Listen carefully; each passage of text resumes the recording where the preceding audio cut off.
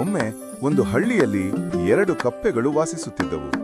ಅವುಗಳು ಚಿಕ್ಕ ಕೆರೆಯಲ್ಲಿ ಸಂತೋಷವಾಗಿ ಆಡುತ್ತಿದ್ದವು. ಒಂದು ದಿನ ಬೇಸಿಗೆ ಬಂದು ಬಿಸಿಲು ಹೆಚ್ಚಾಯಿತು. ಕೆರೆ ನಿಧಾನವಾಗಿ ಒಣಗತೊಡಗಿತು. ಕಪ್ಪೆಗಳಿಗೆ ನೀರಿನ ಕೊರತೆ ಕಾಣಿಸಿತು. ಒಂದು ದಿನ ಅವು ಹೊಸ ನೀರಿನ ಹುಡುಕಾಟಕ್ಕೆ ಹೊರಟವು. ಅವುಗಳು ದೂರ ದೂರಕ್ಕೆ ಹಾರುತ್ತಾ ಹೋದವು. ಕೊನೆಗೆ ಒಂದು ಕಪ್ಪೆ ಹತ್ತಿರದ ಒಂದು ಮನೆಯ ಬಳಿ ಬಿದ್ದಿದ್ದ ದೊಡ್ಡ ಮಡಕೆ ನೋಡಿತು. ಮಡಕೆಯೊಳಗೆ ಸ್ವಲ್ಪ ನೀರು ಕಾಣಿಸಿತು. ಮೊದಲ ಕಪ್ಪೆ ಉತ್ಸಾಹದಿಂದ ಹೇಳಿತು, "ಓ, ಇಲ್ಲಿ ನೀರು ಇದೆ, ನಾವಿಬ್ಬರು ಇಲ್ಲಿ ಬದುಕ್ಬಾರ್ದು."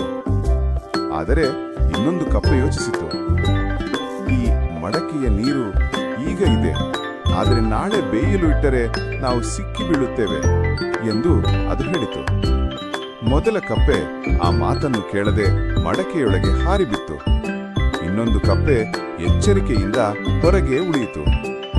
ಮತ್ತೆ ಕೆಲವೇ ಸಮಯದಲ್ಲಿ ಮನುಷ್ಯ ಬಂದು ಮಡಕೆಯನ್ನು ಅಡುಗೆಗೆ ಇಟ್ಟನು. ಮಡಕೆಯೊಳಗಿನ ಕಪ್ಪೆ ಬಿಸಿ ನೀರಿನಲ್ಲಿ ಸತ್ತು ಹೋಯಿತು. ಆದರೆ ಬುದ್ಧಿವಂತ ಕಪ್ಪೆ ತನ್ನ ಜೀವವನ್ನು ಉಳಿಸಿತು. ಪಾಠ: ಆತುರವಾಗಿ ನಿರ್ಧಾರ ಮಾಡಬೇಡಿ, ಯೋಚಿಸಿ ಕ್ರಮ ಕೈಗೊಳ್ಳಿ.